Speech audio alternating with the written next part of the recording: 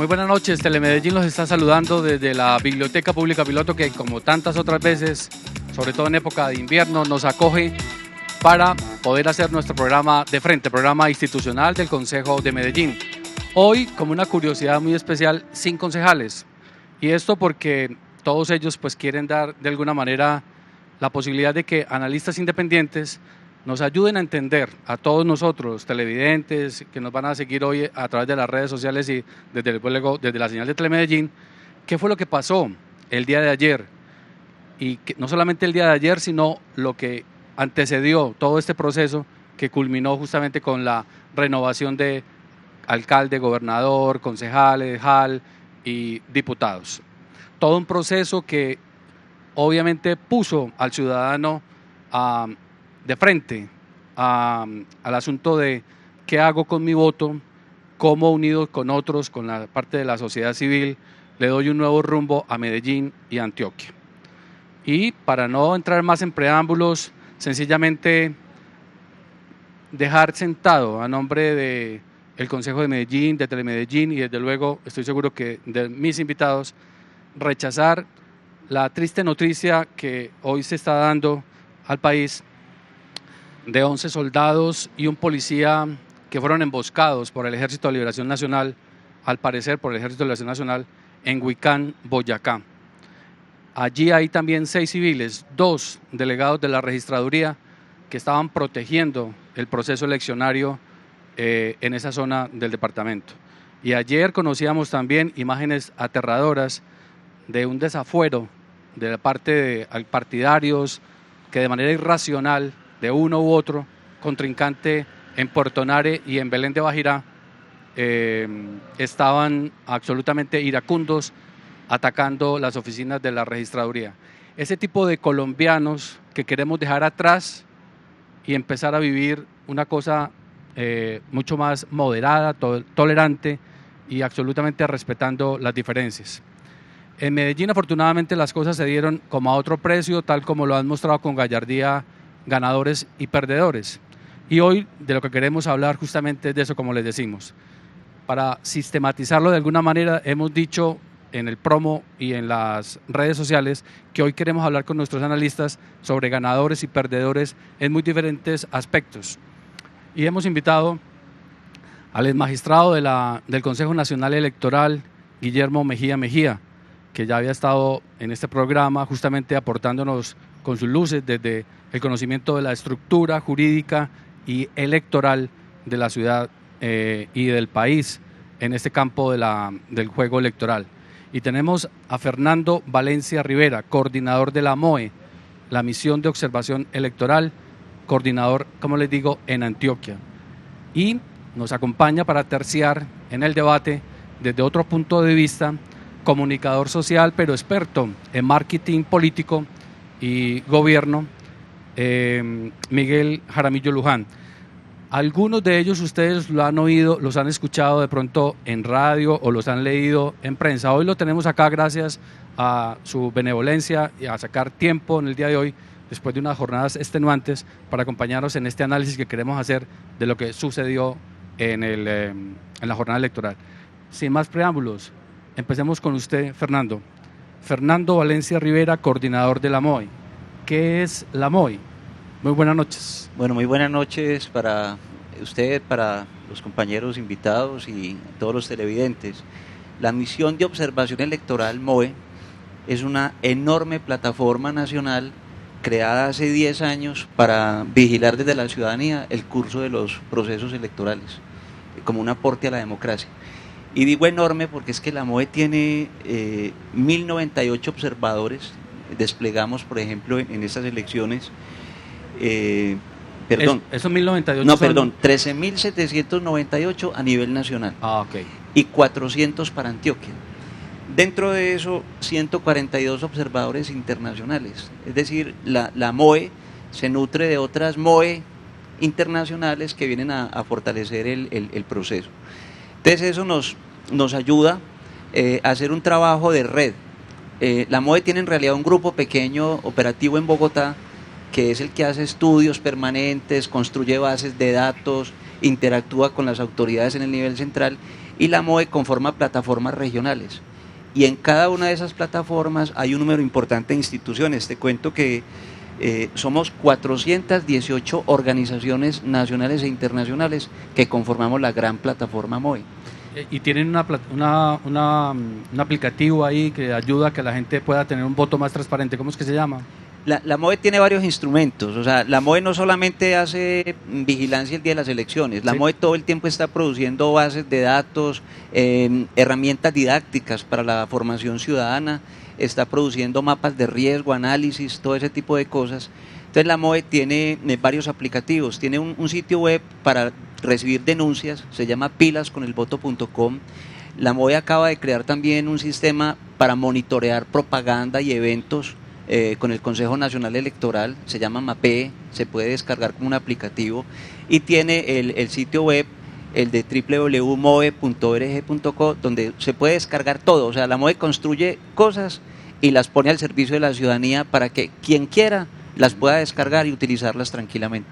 Sí, eso de pronto ahora Andrés en redes sociales nos dice, nos muestra la página y les dice cómo la gente puede aplicarlo. Y Miguel Jaramillo Luján, que ya lo presentamos, realmente a los comunicadores, a las personas que estamos metidas, digamos, en este tema del asunto político, nos llama mucho la atención que su empresa, su proyecto, digamos, empresarial, pero también su aporte, digamos, a la ciudadanía, se hizo muy visible en todo este proceso, digamos, electoral, con unos videos bastante formativos de lo que era, en esencia, todo este asunto de gerenciar una campaña electoral, antes, después y con los diferentes grupos con los que se interactúa. Miguel, ¿qué es marketing político y dónde se pueden ver cosas de las que ustedes están haciendo para entender la dimensión de lo que se está en juego al momento de tener un candidato? Muy buenas noches. Muchísimas gracias, buenas noches y un saludo también para Guillermo, para Fernando y para todos los televidentes. Marketing Político y Gobierno.com es una plataforma que hemos creado con un equipo de trabajo, no solamente de Medellín, sino de algunos colegas de otras empresas y consultores que se dedican fundamentalmente al trabajo de cualificar el ejercicio de la política y el gobierno. La plataforma lo que busca fundamentalmente es, a través de diferentes herramientas como videos, gamificación, el uso de juegos, el uso de información, tendencias, artículos, videos, de llevarle a los ciudadanos, no solamente en Colombia, sino en varios países de América Latina, principalmente Centroamérica y zona andina, elementos culturales que puedan cualificar la cultura no solamente de los ciudadanos, sino de todos los actores que participan, digamos, de este mundo de la política, que lastimosamente hoy no goza de la mayor reputación, de la mayor confianza por parte de los ciudadanos, como lo han revelado algunas instituciones como el Pew Research, entre otras, y esa es como la tarea que tratamos de cumplir y que estamos arrancando ya en forma como una plataforma para hacer mejores gobiernos y obviamente mejores campañas. Y que a veces uno piensa que ser candidato es un asunto bastante folclórico. Yo tengo una serie de amigos, familiares, tengo familia grande, entonces creo que yo puedo llegar a las corporaciones o me puedo convertir de pronto en alcalde de mi pueblo, porque es que la gente allá me quiere mucho. Resulta que el asunto es mucho más complejo que eso y la muestra es que hoy muchos que pensaran de esa manera pues no están elegidos por parte de la voluntad popular. De eso es que nos va a hablar Miguel también a lo largo del programa, aprovechando los candidatos que entraron y salieron de alguna manera en términos generales. Y el doctor Guillermo Mejía lo dejé para último porque quiero que nos chicanee un poquito como con su hoja de vida, porque es que usted fue magistrado del Consejo Nacional Electoral. ¿Cuántos años? Y ahora está dedicado justamente a hacer un análisis de forma independiente del movimiento político. Buenas noches. Buenas noches, Alfredo. Un saludo muy especial para mis compañeros aquí de Telemedellín, en este programa tan importante. A Fernando, a Miguel y desde luego toda la amable audiencia. Pues hombre, sí, yo tuve esa oportunidad, ese inmenso honor de haber pertenecido al Consejo Nacional Electoral y haber presidido la corporación en las elecciones de Congreso del 2005. Y pues creo que esa es una experiencia muy valiosa y eso es lo que me ha permitido pues que en estos en los días, en los años posteriores a mi retiro de allá, pues me haya dedicado al tema, inclusive pues lo puedo decir con bastante profundidad. Yo acabo de publicar un libro a través de la Universidad Autónoma Latinoamericana, un editorial muy importante que tiene esta universidad. Y el libro pues ha sido exitoso, no lo venden en los semáforos desde luego, pero sí ha sido exitoso. No de ideas que de pronto lo vemos ahí. Sí, en todo caso el libro ha sido exitoso y creo que es una buena contribución a la cultura electoral de Colombia. De verdad hay muy pocos textos jurídicos sobre derecho electoral y los que hay pues se limitan un poquito a transcripción de normas Sí. Jurídicas y jurisprudencia, pero no hay aporte en el sentido de que se sea crítico con el sistema, se elogie si es bueno o se sea crítico si es malo. Claro, además porque es una norma que constantemente está en construcción y de hecho vamos a ver a lo largo del programa que ahí faltan ajustes, allí, allá, y tratar de ir logrando pues el ideal. Andrés, buenas noches. Díganos, el canal ha venido manejando en todo este cubrimiento, digamos, un hashtag que es Elige Votar. Díganos cómo puede participar los televidentes hoy en este programa con sus comentarios cortos y precisos. Alfredo, buenas noches a nuestros televidentes e invitados, buenas noches igualmente. Pueden participar nuestros televidentes a través de la línea 441-2100. También nos encuentra en Facebook como Consejo Med-TV, en Twitter mencionando @Consejo Med-TV y también puede seguir nuestra señal en vivo a través de telemedellin.tv. Recuerde, 441-2100 es la línea telefónica para realizar todo tipo de llamadas. Muy bien, yo creo que podemos empezar con algo que se volvió histórico y ya la gente lo ve un poquito como paisaje y parece como natural, la abstención. Cuando uno ve la sociedad civil negándose a participar o por lo menos apática a ella, lo que demuestra es que tenemos un problema grave en diferentes niveles. ¿Cómo lo ve la MOE? Bueno, la MOE considera eso un riesgo para las elecciones, ¿cierto? La MOE mira en esos factores de riesgo la forma como participa la ciudadanía y cómo comprende el proceso electoral. Entonces, hay un primer obstáculo que es la abstención. Seguimos rondando siempre el nivel del 50%. Sí. En estas elecciones territoriales, estas que acaban de pasar, por ejemplo, a nivel departamental, ¿cierto? En el voto por alcaldías, la abstención fue del 45.7%. Y en el de gobernación, 46.7%. Entonces, es triste que la mitad de las personas que tienen la posibilidad de decidir quién va a gobernar el departamento y sus municipios, se abstenga de hacerlo, ¿cierto? Es una cosa bastante grave. Pero nos preocupa mucho más, más allá del voto en blanco, nosotros decimos que el que sale a votar en blanco está tomando una decisión, lo que le está diciendo a los candidatos es no me gusta ninguno de ustedes, yo quiero otros, sí. ¿Cierto? Es muy importante, pero más allá de eso... Pero le propongo algo, Fernando, para limitarnos a la abstención. Si quieres hablamos enseguida del voto en blanco, que claro, fue muy significativo, o que la gente dice, pero bueno, eso ha sido como lo histórico y tal. Más bien la abstención, para oír de pronto el concepto de ellos sí, dos sobre ese aspecto en concreto. Doctor Mejía, abstención, ¿por qué la gente se niega? Y estábamos hablando, existen otros países, otras legislaciones, y aquí se ha intentado incluso pensar en el voto obligatorio. ¿Usted cree que el voto obligatorio sería formativo? Bueno, Alfredo, muchas veces se dice que la abstención es un fenómeno de Colombia. Oh, la abstención es un fenómeno mundial. Sí. Todos los países del mundo la tienen de una u otra forma. Y curiosamente, pues a todos los países que tienen sistemas democráticos, porque todavía en el mundo, sobre todo en los países islámicos, no es el mismo criterio democrático que nosotros manejamos. Sí. Entonces, ¿por qué no vota la gente? Entonces todo el mundo dice, no, es que le da pereza. Otros no, es que los partidos políticos son muy corruptos, es que nadie me gusta, es que los políticos están muy desacreditados. No, mire, el DANE ha hecho unos extraordinarios estudios hace unos 8 años sobre las causas de la abstención en Colombia y es multicausal el fenómeno, no es unicausal, es multicausal. A grandes rasgos, ¿cuáles son? puedo decir 2, 3. Por ejemplo, la gente saca su cédula y mientras la tramita se le olvida ir por ella, no la necesita, allá quedó. Sí. Lo cogieron las elecciones sin inscribirse. Cuando se acuerda ya no le entregan la cédula esa oportunidad. Sí. Aquí, por ejemplo, en estas elecciones, la cantidad de cédulas que había en la registraduría era impresionante. Y la registraduría hace periódicamente unas campañas para que la gente reclame la cédula. Dice, es que es muy lenta la registraduría. No es lenta. Es que la misma gente deja de reclamar su cédula. Esa es una razón. Otra razón son las distancias de los puestos de votación, sobre todo en regiones rurales del país.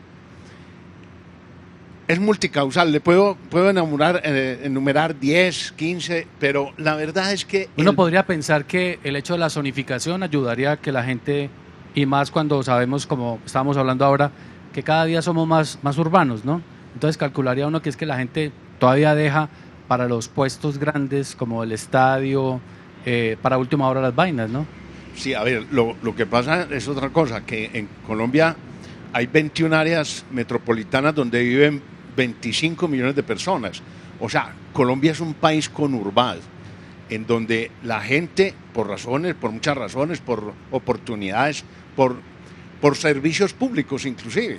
No es lo mismo llevar servicios públicos a una zona conurbada que llevarla a un pueblecito lejano, donde tirar unos cables de energía, eso sale costosísimo. No, la tendencia mundial es a la conurbación. Sí. Y eso tiene mucho que ver con los sistemas electorales. De manera que ya la norma, a mi modo de ver, la norma constitucional del 316, que dice que en los pueblos solamente puede votar la gente que vive allí, pues eso opera muy bien para los pueblos alejados, donde se conoce al forastero, sí, al nuevo en el pueblo. Pero en estas zonas, ¿cómo distingue uno y dónde vive uno en Envigado, en Medellín, en Itagüí, si nosotros mismos no sabemos cuál es la frontera? Bueno, usted se está metiendo ya con el tema de la transhumancia, que tenemos un capítulo especial. Pero le pregunto a Miguel Jaramillo, cuando la gente no vota, la gente podría decir, y usted nos podrá de pronto ayudar a entender eso, falta seducción, falta capacidad para vender el candidato como podrá parecer muy cosificado, pero como una marca, como un producto, el mismo partido, las ideas. Hay que ponerle un poco de sensualidad como a la cosa sin banalizarlo. Definitivamente, yo creo que la clase política tradicional cada vez, digamos, abre un camino a un nuevo tipo de políticos, donde hay de todo y donde debe haber un sano equilibrio. Una gran capacidad de seducción combinada con un trasfondo y un acumulado programático y una verdadera propuesta para el ciudadano.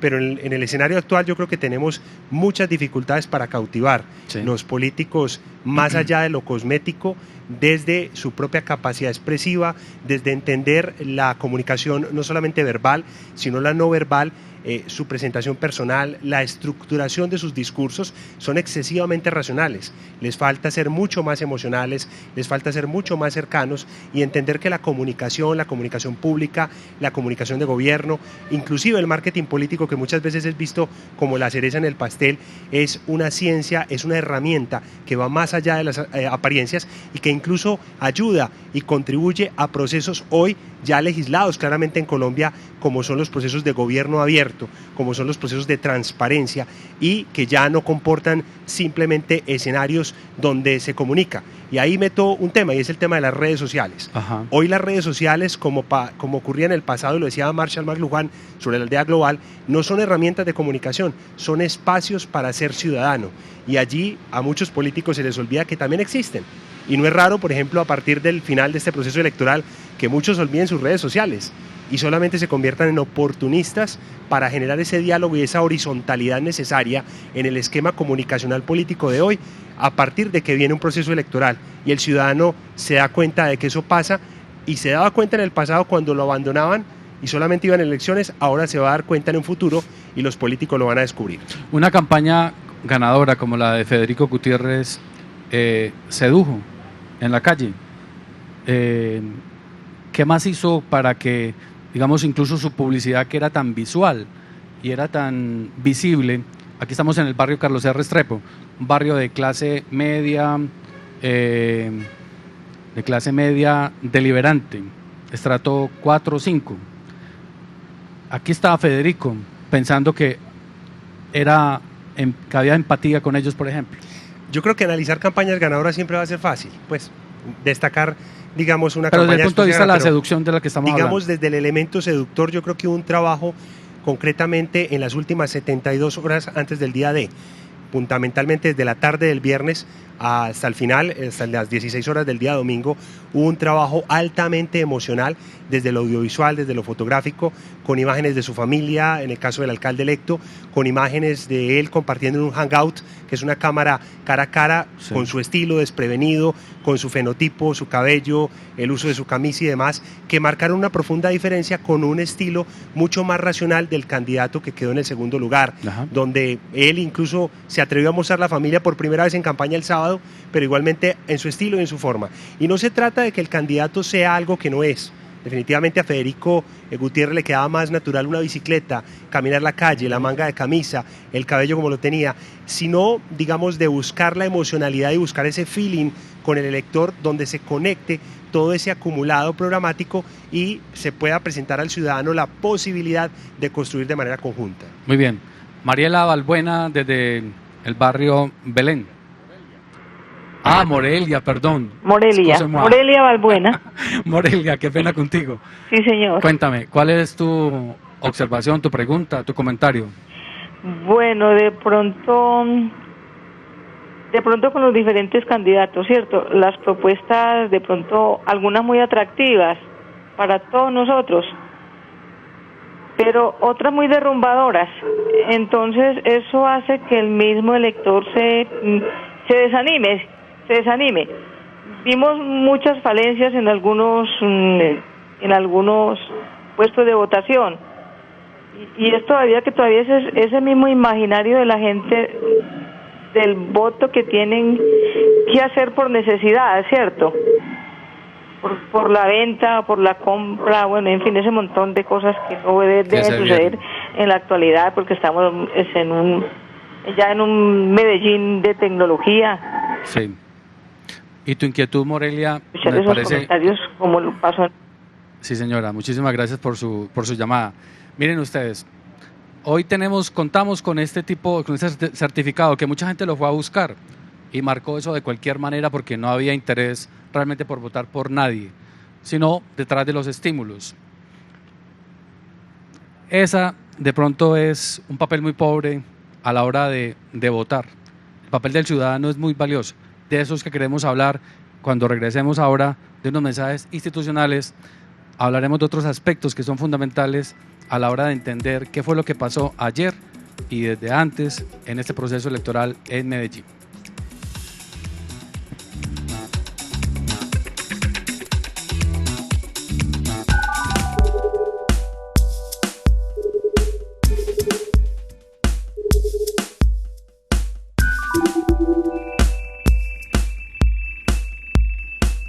Hoy queremos mostrarte nuestra nueva Medellín, una ciudad que respira naturaleza.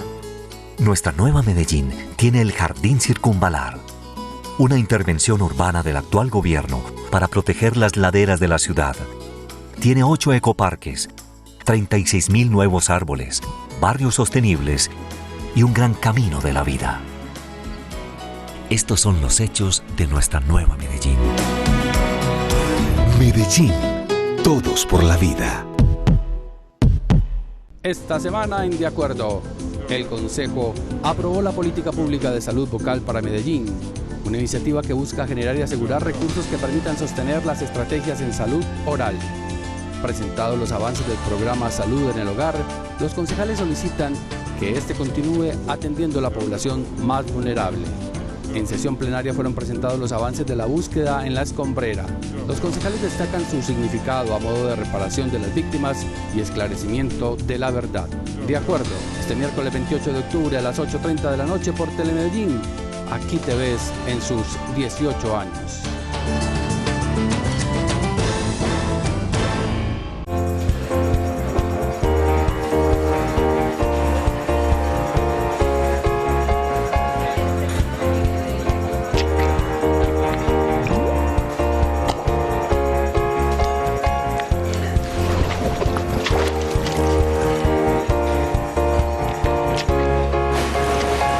Si ante la corrupción usted come callado, usted también está untado.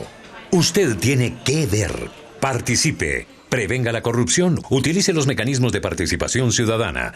Procuraduría General de la Nación. Cuando la cosa se pone caliente es porque el fenómeno del niño está presente y todos debemos estar preparados para no tener problemas siguiendo estas sencillas indicaciones. Evita hacer fogatas o asados, no inicie esquemas a cielo abierto y evita arrojar basura y objetos de vidrio que puedan iniciar un incendio. Muchos municipios de la jurisdicción CAR podrían estar en riesgo de escasez de agua, pero aún estamos a tiempo de prepararnos. Haz un uso racional del agua. Un mensaje de la CAR Cundinamarca. Autoridad Nacional de Televisión.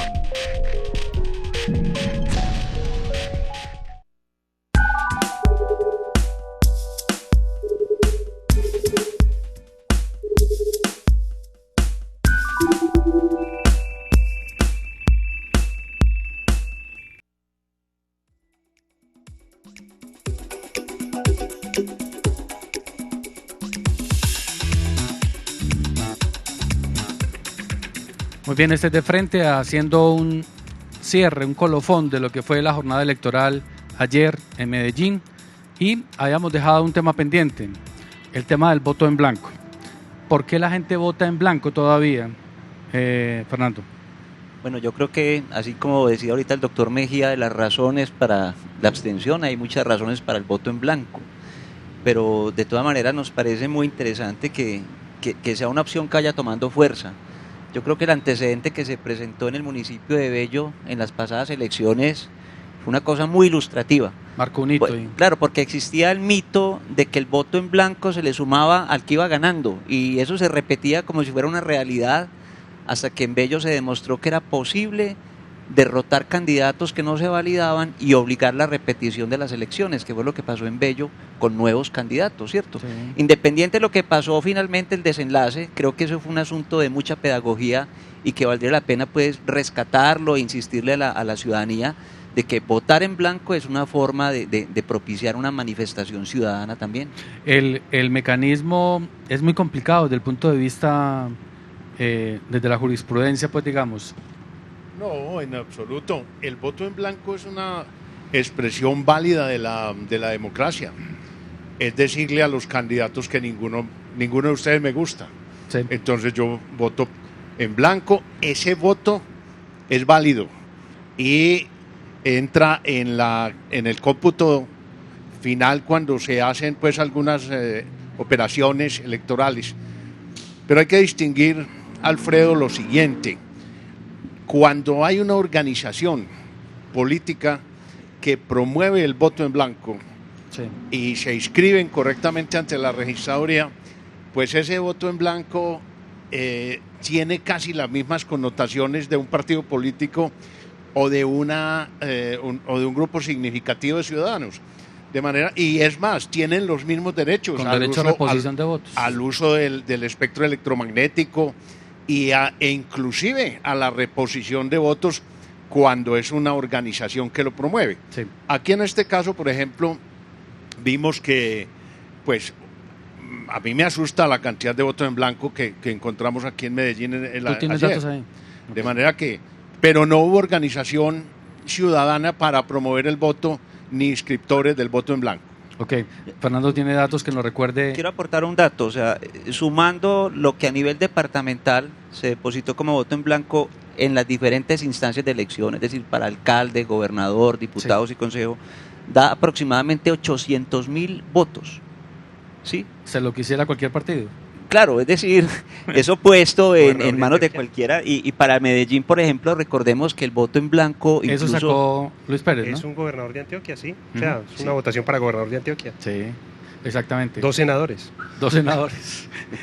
Es que además es eso, usted lo decía ahora, lo comentábamos, cuando uno ve la cantidad de votos, por ejemplo, que saca la Asamblea Departamental, el promedio están como en 39.000, 40.000. Un concejal está en promedio en 8.000, 9.000, 10.000 más o menos. No, incluso hasta un poco menos para promediar, 8.000 por decir algo. Entonces uno dice la representación. ¿Cómo ven ustedes eso? En el caso, Miguel. Yo creo que todo depende en las cifras de lo que es la cifra repartidora y si existe una lista abierta o una lista cerrada. Pero me parece que la representación es importante. Sin embargo, yo creo que en el caso de Antioquia, particularmente de la Asamblea Departamental, podría haber una propuesta de una reforma que permita que las 8 subregiones pudieran tener mucha mayor representatividad. Asimismo, el tema de la elección del gobernador se hace muy dependiente al área metropolitana. Y para nadie es un secreto la alta dependencia que existe y los altos márgenes de inequidad que existe entre el Valle de la Aburrá y las otras 8 subregiones. Por ende, los diputados y en muchos casos los gobernadores son elegidos con un voto de mayoría del Valle de la Aburrá. Y esto hace también que pueda haber una gran desconexión o quizá ese político quiera responderle más a empresarios, a dirigentes, a comunidades que optaron por votar por él, que tienen unos intereses y unas motivaciones que las otras 8 subregiones. Sí, usted hablaba... Pero precisamente ese es el fenómeno de la conurbación. Sí.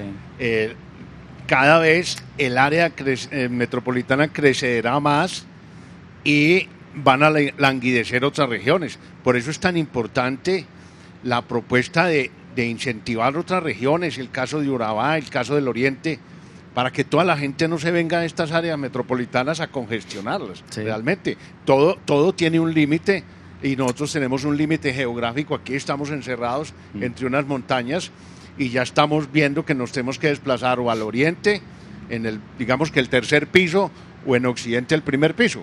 De manera que eso también que anota el doctor Jaramillo es realmente un fenómeno derivado de la conurbación. Fernando, usted hablaba ahora y recordábamos antes de empezar el programa los estudios de Orlando Falsborda y hablábamos de la posibilidad incluso que se ha tenido algún trámite, digamos, en el Congreso de la República y en la academia y en el mundo político, la posibilidad de eliminar las asambleas, incluso la figura del gobernador. Explícanos un poquito sobre esa alternativa y cómo quedaría, digamos, una nueva reconfiguración de tipo regional a la hora de escoger, por ejemplo. No, la discusión sobre la forma de composición del territorio, ¿cierto? Las figuras político-administrativas, tiene mucho debate, sí. Porque claro, la unidad básica del Estado es el municipio, y si usted al municipio le da suficientes competencias y posibilidades, el municipio es capaz de desarrollar una cantidad de cosas, ¿cierto? Sí. Cuando el mismo Estatuto de Ordenamiento Territorial dio la posibilidad de figuras de asociatividad de esos municipios por mayores afinidades. Entonces es más natural que los municipios se vayan juntando por ciertas afinidades, no que se junten artificialmente por una figura que muchas veces hace solamente un papel de intermediación. Yo sí quiero rescatar, en el último periodo, no sé si están de acuerdo, yo creo que hemos asistido a un intento porque el departamento juegue un papel distinto al de ser un intermediario entre la nación y los municipios. O sea, es un departamento más articulador, más dinamizador de los municipios, pero eso va ligado a que los municipios vienen perdiendo también fuerza en el tema de descentralización. Sí, miren, hay un tema que es fundamental del que estamos hablando aquí y de pronto pasar a otro asunto, a no ser de que consideren algo distinto ustedes, pero estamos hablando entonces de la representación, que es el primer tema. El segundo, la posibilidad de tener una reorganización, digamos, del mapa electoral que dé representación realmente a todos los sectores. Un asunto que va más allá incluso de la posibilidad de tener senadores por departamentos, que Amazonas, que Vichada y todas esas cosas, todo buscando que cada quien tenga pues su cuota, digamos, de su voz dentro de las instancias de decisión del país. Pero lo que ve también uno es la necesidad también de la capacitación. Me decía Andrés en redes que tenía algo en ese sentido. ¿De qué se trata?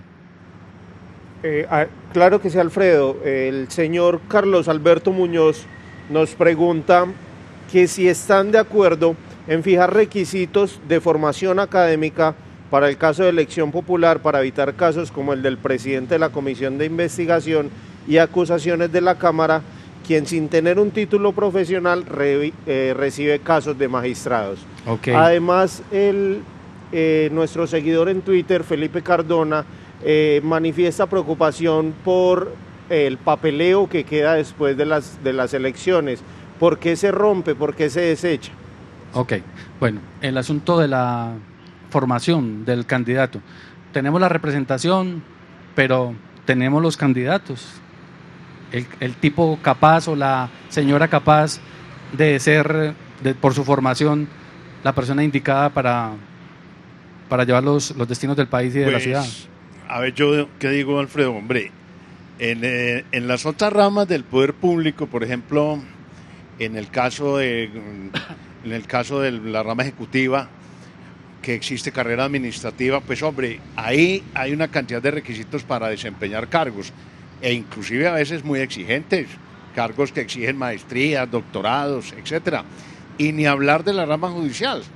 Para acceder a la magistratura, a la más alta magistratura, cualquiera de las altas cortes, la Corte Suprema, el Consejo de Estado, la Corte Constitucional, el Consejo Nacional Electoral, sí. Hombre, se exigen unos requisitos muy serios, bien exigentes. Sí. Ahora van a nombrar al nuevo registrador, hay que ver la cantidad de requisitos que se exigen. Eso está muy bien, pero en la rama legislativa, concretamente en Senado y Cámara, y en las otras corporaciones que no son de la rama legislativa, pero que gozan casi que del mismo sistema, hombre, no hay requisitos. Y es más, le quiero decir esto, no hay requisito ninguno para ser gobernador de un departamento como Antioquia. Afortunadamente hemos tenido unos personajes que han sido gobernadores de muy alta calidad académica, y eso es una ventaja, pues porque los candidatos que han surgido últimamente son muy buenos candidatos académicamente, pero tiene toda la razón el televidente cuando está diciendo que para ese tipo de cargos, sobre todo presidir una comisión de acusaciones, se requiere por lo menos tener unos antecedentes y una experiencia judicial importante. Enjundia. Alfredo, yo creo que los defectos que tiene nuestro Estado en su formación, en su historia, y conectando con el tema de la descentralización y también con el tema que se señalaba de la cualificación de los políticos, se repiten. La burocracia o el sistema burocrático, como lo concibió Max Weber, plantea que sean los mejores hombres y las mejores mujeres quienes manejen el Estado. Sin embargo, hay una serie de limitaciones, pero yo voy un poquito más allá, y es que la cualificación de un político, de un funcionario, no se da únicamente y exclusivamente porque tenga muchos títulos universitarios, sino que nosotros tenemos un acumulado de conocimiento en muchos de nuestros funcionarios y en muchos de nuestros dirigentes políticos que pueden no tener una formación, digamos, universitaria, formal, pero que tienen un acumulado que es importante. Entonces, en ese aspecto hay muchas otras alternativas distintas que se plantean. Ok, Fernando quería agregar algo. No, al respecto yo quería decir que hay un principio en la Constitución que es la posibilidad de elegir y ser elegido, ¿cierto? Sí. Porque además estos son cargos de representación política, no son cargos de representación técnica ni profesional. Eso, es decir, si empezáramos a ponerle títulos a los cargos de elección popular, estaríamos excluyendo una cantidad de líderes sociales, políticos, de otro tipo de aprendizajes y de formación, porque el acceso a la educación superior no es fácil, no está garantizado para todo el mundo. Y si empezamos a poner el requisito de posgrados y maestrías y doctorados y todo eso, se va elitizando digamos, la decisión política en el Estado. Sí. Pero aparecida... Escúchame, Alfredo, a ver, hay unos cargos que sí definitivamente requieren una mediana capacitación. Es que el primer alcalde, en la primera elección de alcaldes, hubo un alcalde en un municipio de Antioquia, no lo voy a decir desde luego, que era analfabeto. Sí. ¿Cómo puede un alcalde analfabeto firmar un contrato, leer un documento de planeación? No, yo creo que ni tanto que queme al santo, ni tampoco que no lo alumbre, ni tan lejos que no lo alumbre. Antioquia y Medellín juntos manejan en el cuatrenio cerca de 76 billones de pesos. ¿Qué tipo de personas están fijando los presupuestos, las prioridades, pero también cómo negar el acceso de la democracia? Finalmente es el ciudadano el que con su criterio, su análisis, tendrá que escoger a las y a las mejores. Y cuando utilizo las mejores en ese lenguaje de inclusión, también aparece otra vez la burla a la norma. El asunto de la cuota femenina. Entonces dicen, sí, claro, es que la mujer incluso es mucho en porcentaje mayor en población que el hombre. y ha demostrado ser valiente, decidida, con mucho sentido del ahorro. Las mujeres que tenemos en nuestras casas son prueba de ello, pero aparecen en las listas cumpliendo la norma, pero son de bajísimo perfil solamente por cumplir la norma, incluso para que no compitan con los hombres. ¿Ustedes cómo ven eso? Pues hombre, yo me alegro inicialmente de que tengamos ya 3, 4 concejales de Medellín, porque en el último periodo teníamos solamente a la doctora Aura Marleni. Sí. Igual en la asamblea departamental hay varias mujeres. Me alegra mucho eso, y más allá de la ley de cuotas, Alfredo, yo creo que hoy en América Latina en general la mujer está tomando más parte, no solamente de los gobiernos, sino también de las campañas y también de su participación activa en lo que podríamos llamar partidos políticos, aunque yo creo que en América Latina y en Colombia no tenemos esos tanques de pensamiento y de reflexión frente al Estado que pueden configurarse como partidos políticos. Me alegra mucho eso, me alegra mucho el protagonismo en otros países donde ya son presidentas, donde ya son ministras, porque además se ha trascendido mucho el concepto de los derechos de la mujer para entender a las lideresas y a las mujeres como tan o más capaces que los hombres para gobernar. Miren, le hago una repregunta, una inquietud que tenía para este programa y que la tengo para este programa. Es el asunto de la proliferación de movimientos sociales por encima de los partidos. Gente que representa intereses muy particulares. Entonces la población LGTB tiene su candidato, los defensores de animales tienen su candidato, los taxistas su candidato. Es decir, cada sector de la población, los restauranteros su candidato. Y eso va acabando con los partidos, además que son incapaces de representar, pareciera. A mí me parece que hace falta una mirada, precisamente por la ausencia de esos partidos políticos como tanques de pensamiento, no existen miradas transversales desde lo poblacional que permitan ese reflejo. Y asimismo, en muchos de los planes de desarrollo ahorita que se empiezan a formular en los 1.132 municipios y en los 32 departamentos de Colombia el año entrante, también hay una carencia, es decir, el papel puede con todo frente a esa transversalidad poblacional, pero muchas veces la representatividad y la visibilidad de estas poblaciones no se refleja en verdaderas políticas públicas. Sí. Tenemos a Óscar López del municipio de Bello. Óscar, buenas noches. Buenas noches. La inquietud mía es sobre los debates que hacen por televisión. Ajá. Que miremos, por ejemplo, Luis Pérez no fue a ningún debate y ganó. El alcalde de Bello no fue a ningún debate y ganó. Entonces yo quisiera que esos debates fueran obligatorios, porque si nos ponemos como hacemos en Antioquia, los otros fueron a votar caspa allá. Fueron a votar caspa y el que ganó se ríe de ellos. Entonces debieran de poner obligatorio, o si no, dígame para un futuro quién va a ir, no. Por ejemplo, Luis Pérez, todo el mundo lo felicita, no tuviste que ir a ningún debate y ganaste. El de Bello lo felicitan, no fuiste a dar lora allá y ganaste. Entonces, a ver si pones eso obligatorio o acabarlo, porque los que fueron allá, prácticamente decimos en Antioquia, fueron a dar lora. Muy bien, Óscar, muchísimas gracias por esa pregunta. Si le parece, la vamos a responder cuando regresemos de unos mensajes institucionales. Hay preguntas que se nos van a quedar por fuera, pero eso es inaudito, de modo que vamos a tratar de que el último pedacito nos rinda y seamos capaces de responderte a vos enseguida. Ya volvemos.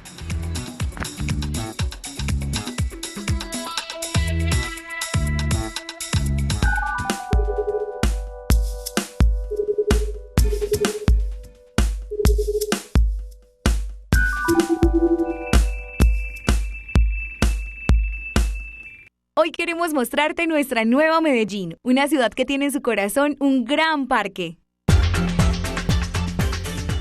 Nuestra nueva Medellín tiene Parques del Río, un nuevo espacio público para disfrutar en familia, devolverle la vida a nuestro río, el río a la ciudad y a todos sus habitantes. Estos son los hechos de nuestra nueva Medellín. Medellín, todos por la vida.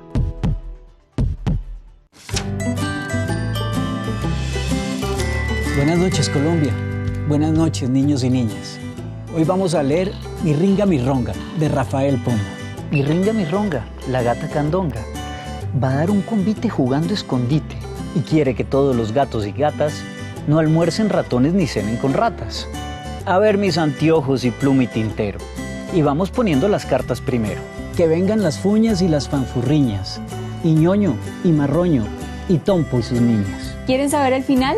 Sigan en casa, porque si todos leemos vamos a hacer de Colombia la más educada. Todos por un nuevo país.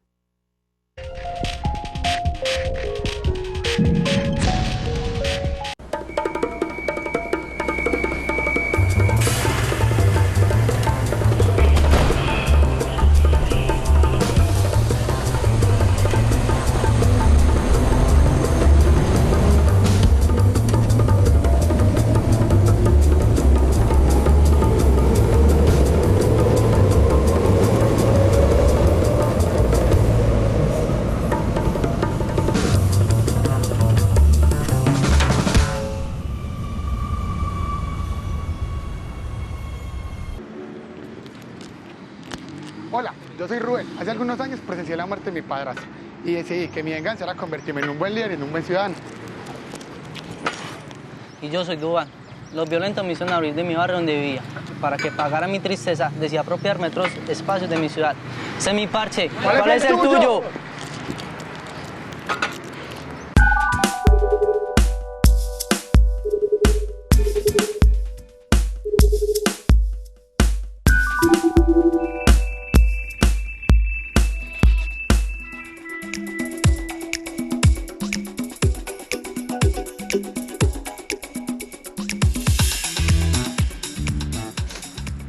Elige votar fue la apuesta de Telemedellín como canal público local de televisión para acompañar a los ciudadanos en este proceso de deliberación, de cambio de las distintas instancias que estaban a consideración de la ciudadanía. Dice Óscar López desde el municipio de Bello, demasiados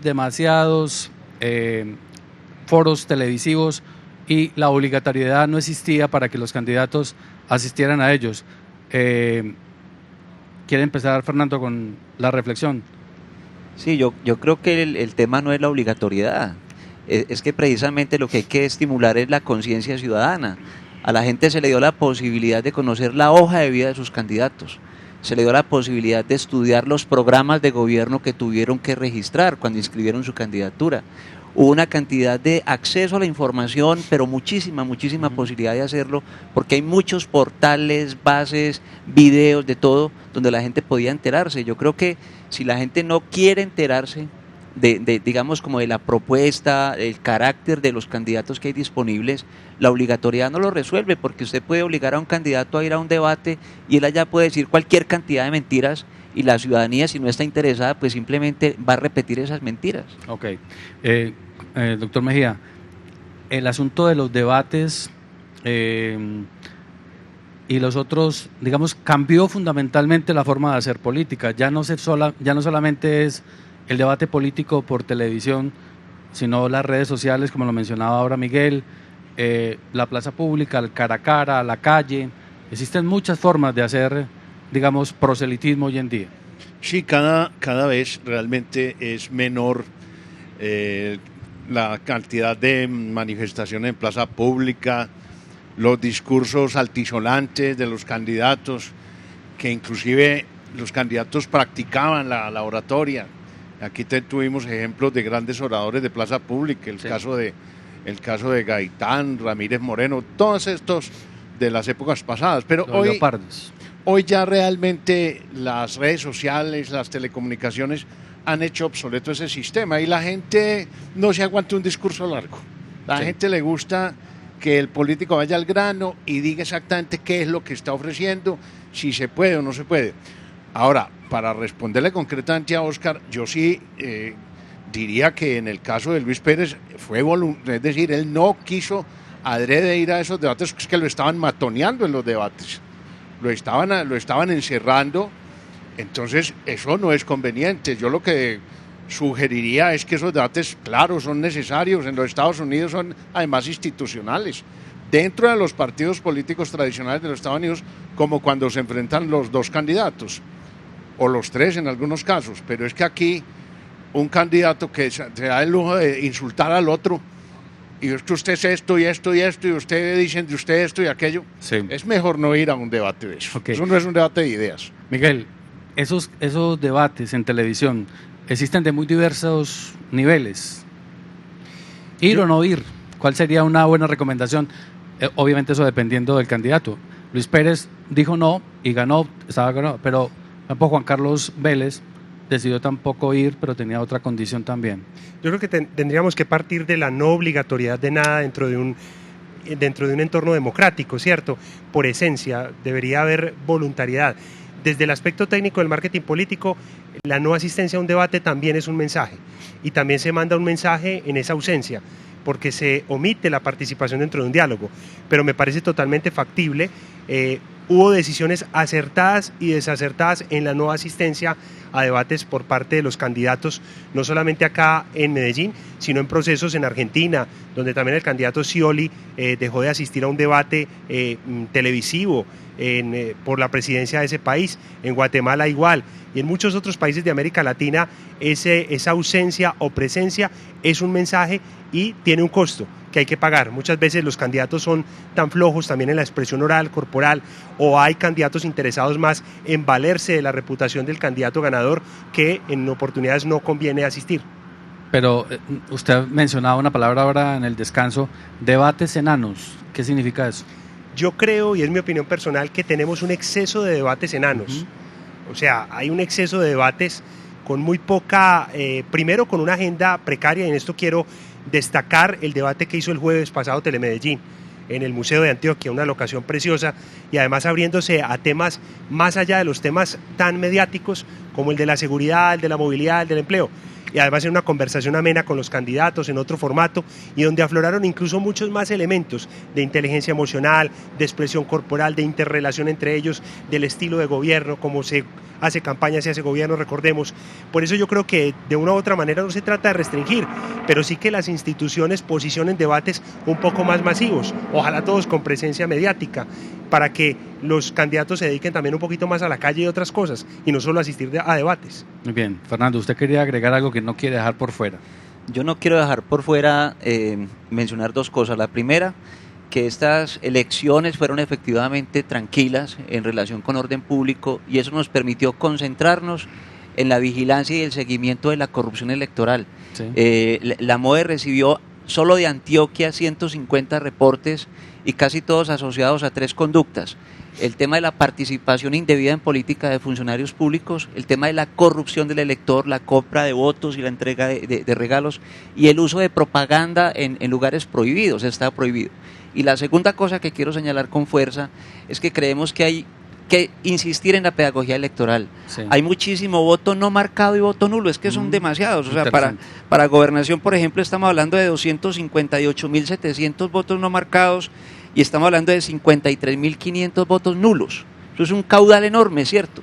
Entonces uno dice, ahí hay un problema, y hay un problema también en la formación de los jurados, porque como estamos hablando ahorita, es importante que quien va a hacer ese primer escrutinio, ese manejo de la mesa, tenga pleno conocimiento de lo que está haciendo para no incurrir en errores. Sí. Usted decía, doctor Mejía, que existían en otras partes otros mecanismos para resolver ese analfabetismo, ignorancia o falta de estructura a la hora de resolver problemas como que se anulen votos o que queden mal marcados, por parte del ciudadano y por parte de la gente. Hombre, sí, hace muchos años un amigo nuestro que aún vive, Delfín Acevedo Restrepo, escribió un librito pequeñito que se llama Instrucción Cívica. Sí. Y ese librito era como el libro donde todos estudiábamos lo más elemental de la democracia. Lamentablemente el Estado, a través del Ministerio de Educación, lo eliminó, pero en su momento fue muy valioso. Que en toda América Latina, menos aquí en Colombia, existe cátedra electoral. ¿Qué es cátedra electoral? No es pues que 8 días antes de las elecciones la gente pasan unas cuñas de televisión y de pronto creo que Telemedellín también hizo alguna pedagogía sobre cifra repartidora, etcétera, etcétera. Tratamos. Pero realmente lo que se necesita es educación permanente de tipo electoral como materia obligatoria, porque si somos un país democrático, pues tenemos que primero defender la democracia y segundo practicarla. Sí. Andrés, usted tiene un comentario de final de la gente también. Nuestro compañero Johan Arenas, y periodista, se pregunta qué pasa con la lista del Centro Democrático al Consejo de Medellín, que no cumplió con la lista de género, 16 aspirantes y solo 2 mujeres. Ok. ¿Tiene respuesta para eso o no? Pues hombre... Porque es que además se nos están quedando otros temas fundamentales. A ver, esa es una... ¿O queda la pregunta abierta ahí para resolverse? Pues no, contestémosle a Johan, que mantiene esa inquietud. Pues, hombre, realmente es una obligación constitucional, es una norma constitucional. Los 21 escaños. Y entonces, pues, todos los partidos, no el Centro Democrático, todos los partidos tienen la obligación de cumplir esa ley de cuotas. Si no la cumplió, corren el riesgo de que pronto... Aquí en Colombia, sobre todo en materia electoral, todo lo demandan. Okay. Nada raro que haya una demanda sobre eso. Fernando, cortico sobre ese asunto. Cortico, como aquí hay hecha la ley, hecha también como la fuga, ¿cierto? La fuga de esa obligación es que si se hace por consulta, quedan exentos de incluir el número de mujeres Okay. que está previsto. Miguel, el asunto de la listas cerradas y el voto preferente, eso también es un mundo bien interesante, no solamente para vigilar, sino también para financiar. Había un ciudadano de Bello que ahorita preguntaba incluso por el tema del papel. Sí. Los gobiernos modernos y las campañas modernas tratan de evitar al máximo el papel por lo que implica a nivel medioambiental.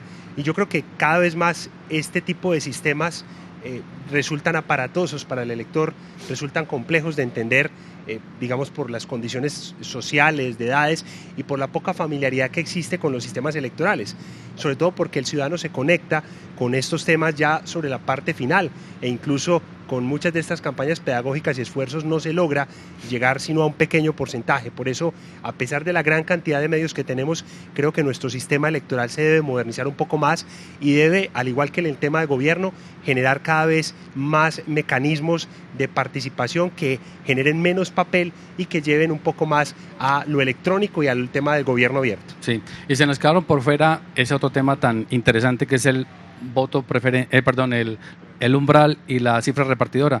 ¿Por qué hoy hay candidatos que teniendo 10.000 votos se van a quedar por fuera y otros que tienen 2.300 apenas van a entrar a corporaciones? Pero ya no hay tiempo de responder. Este programa lo vamos a subir a YouTube para que quien se lo haya perdido de pronto lo pueda mirar en el canal de Consejo Med-TV. _TV no, es Consejo Med TV. Señores, muchísimas gracias, creo que fue muy ilustrativo, rico haberlos tenido acá y desde luego felicitar a Telemedellín por todo su esfuerzo.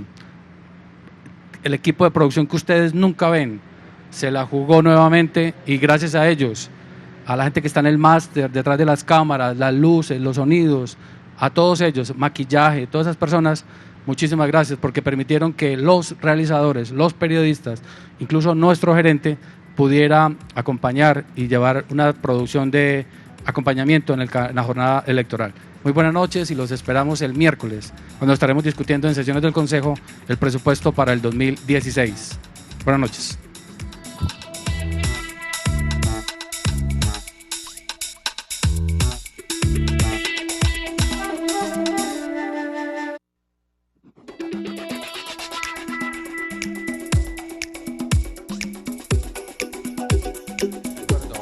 El Consejo